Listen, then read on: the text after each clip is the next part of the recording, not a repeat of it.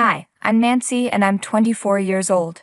Getting married might have been a questionable decision for me.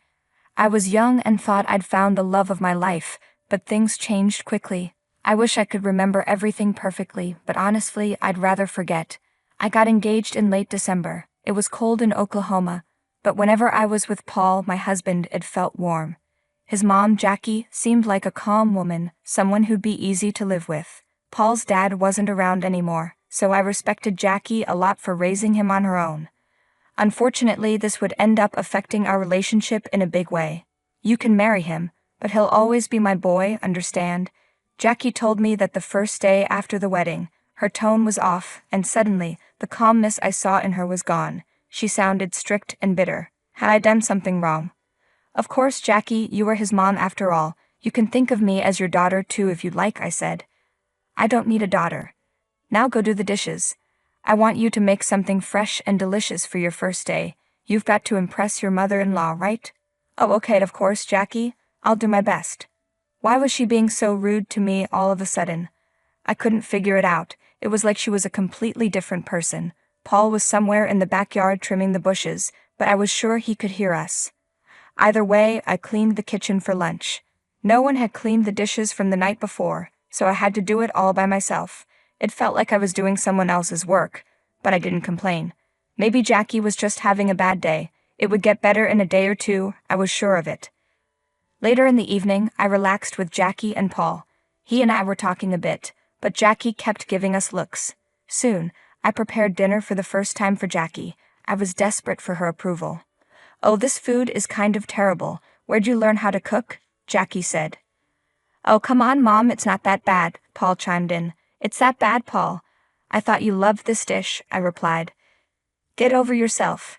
My son has higher standards than that, don't you, my baby?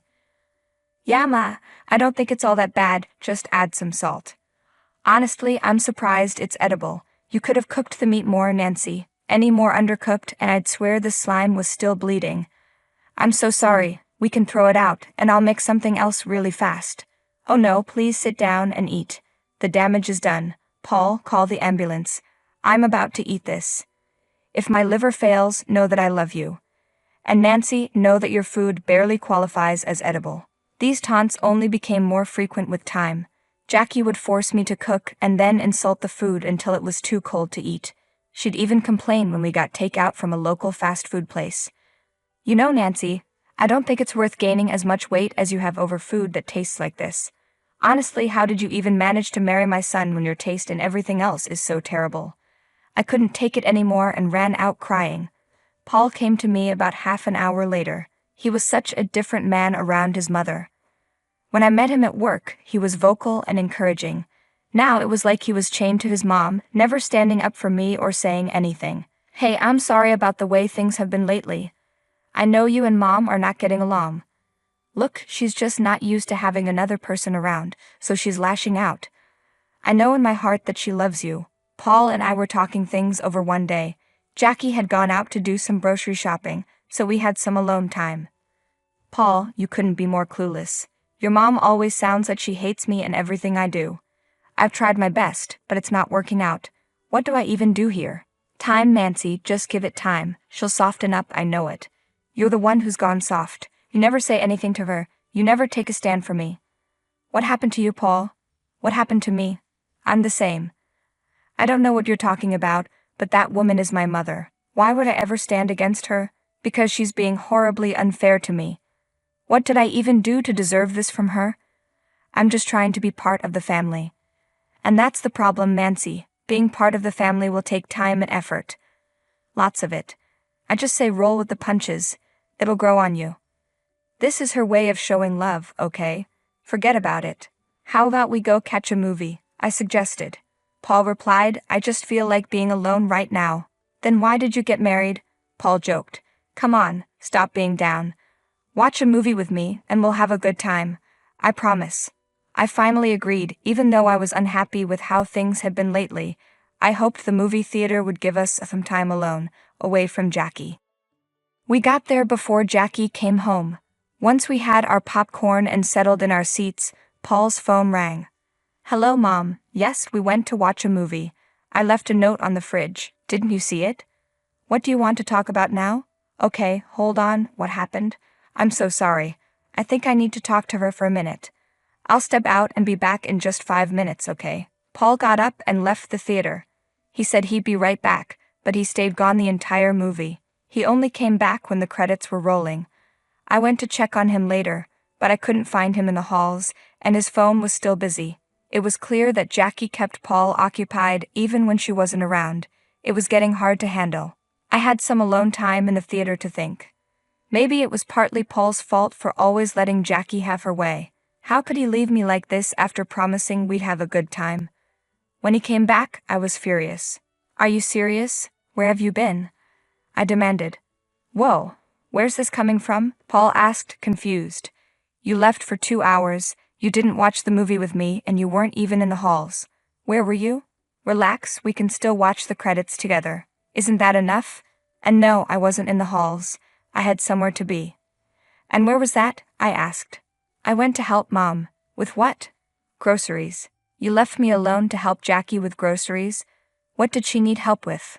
She's an old woman, Nancy. She can't do it all by herself. Oh, so she can drive to the store and buy groceries, but suddenly she needs your help to put them in the fridge, and you just said yes. Can you stop making a big deal out of this? I already told you, she's my mother. I can't say no to her.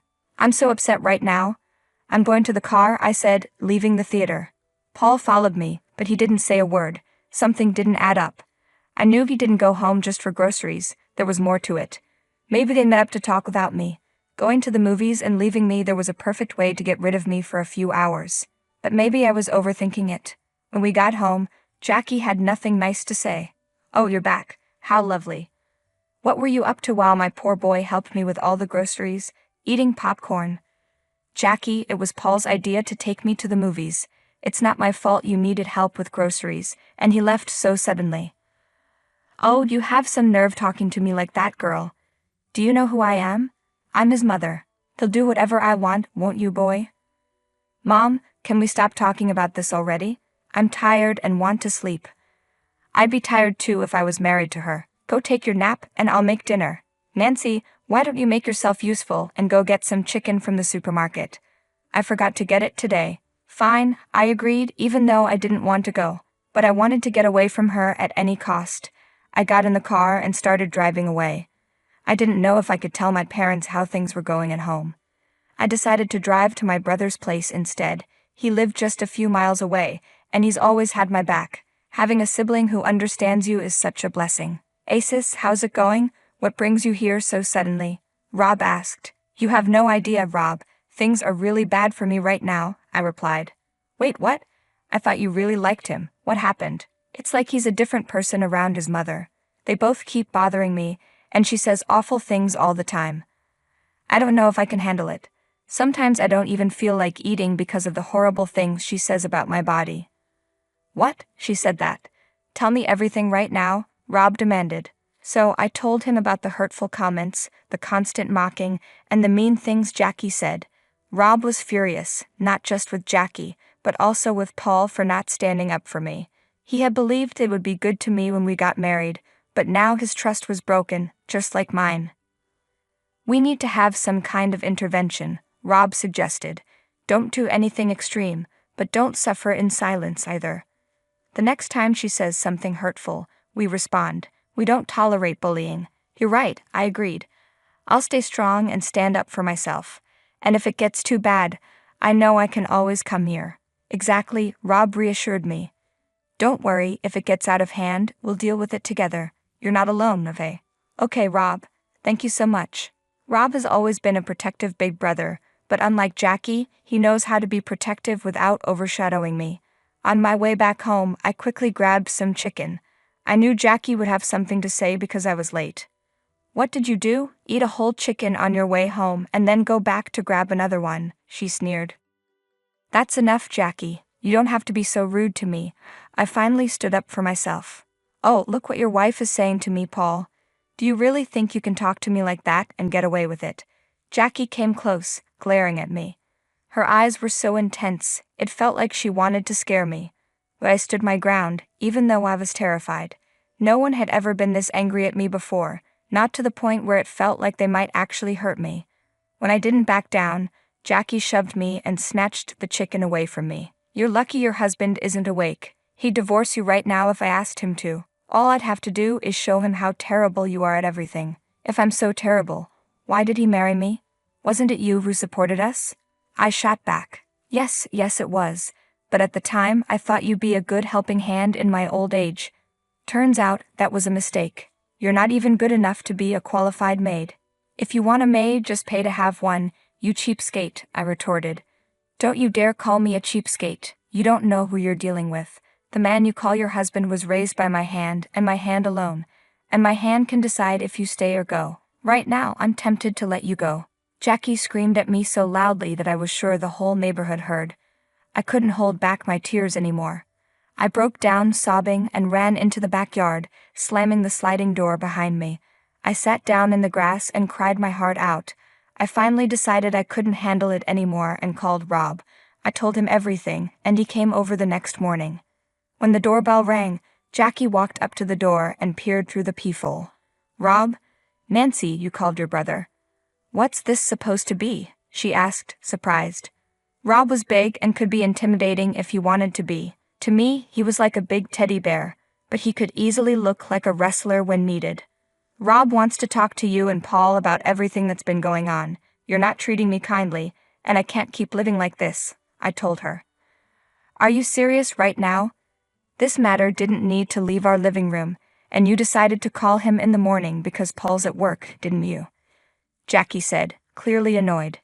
Just open the door, Jackie, I insisted. I wished Paul was around when Rob visited, but this was the only time he could come. Jackie made a face but opened the door with a fake smile, trying to seem pleasant as if Rob would believe her act. Oh, Rob, it's been so long since I've seen you. How have you been? You look healthy. Thank you, it's been a while. Can I come in? Rob replied.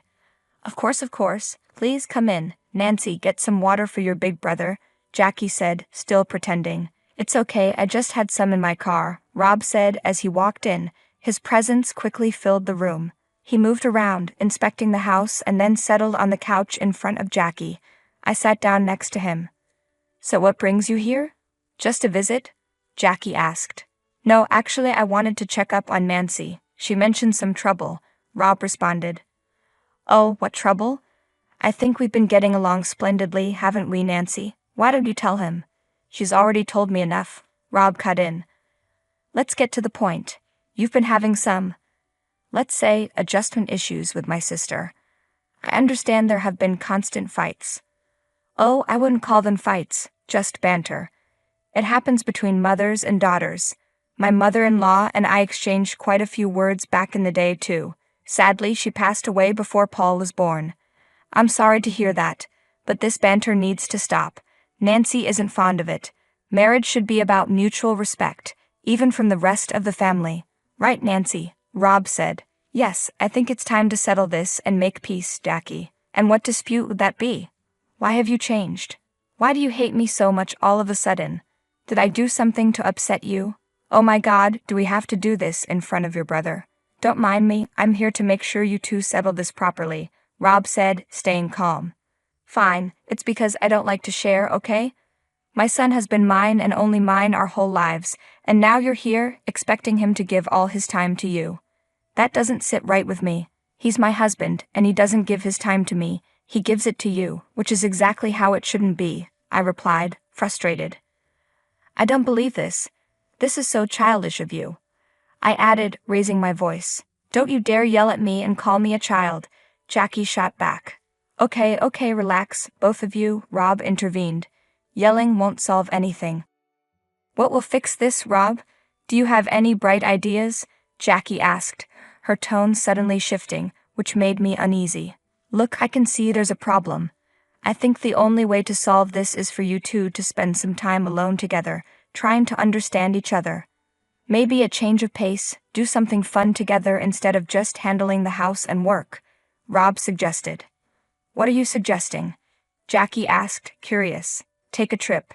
I think a little family vacation would be a wonderful idea. The weather here is a bit annoying right now anyway. Wouldn't you like an exotic trip, Jackie? Rob offered.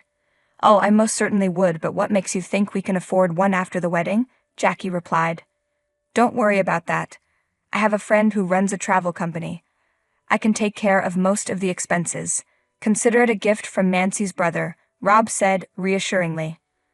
Are you serious right now? Where would we even go?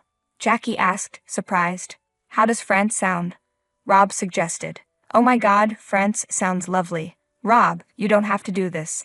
It'll be so expensive for you guys, I said, feeling a bit guilty. Come on, Nancy, it's a gift. You have to appreciate it, Rob insisted. But there's a condition, Rob added. Jackie, you too, Nancy. The two of you have to try to get along with each other. We'll do our best, won't we, Nancy? Jackie said, her eyes suddenly full of promise. I'd never seen her this excited before, not even at the wedding. I didn't fully trust her, but I did deserve a break from everything. France sounded lovely this time of year, so I agreed. That evening, when Paul came home, we broke the news to him. He was ecstatic and dropped his work bag to celebrate with us. Finally, it felt like the three of us were getting along. I was skeptical at first, but maybe Rob's idea was working. Paul managed to get a few days off from work the next week, and we started packing for the trip. Hey, do you remember the cute bags we got for our little trip to Florida? The ones that look alike? Paul asked. Yes. Do you think we should take them with us? I replied. Of course. I love those bags. They remind me of that trip, Paul said, smiling. Jackie seemed a bit detached from us. She often called someone and talked to them for hours. I thought she might be realizing her mistakes and giving us some space, but she still made some odd comments about Paul not giving her enough time. She didn't talk to me much, but one time I overheard her and Paul arguing in her room. The door was closed, so I couldn't hear much. Mom, she's my wife. I have to give her at least a little time. I thought you were okay now. What's wrong? Paul said. I'm not okay. I want to be, but I'm not. I still can't get myself to like her, Jackie admitted. What do you want me to do?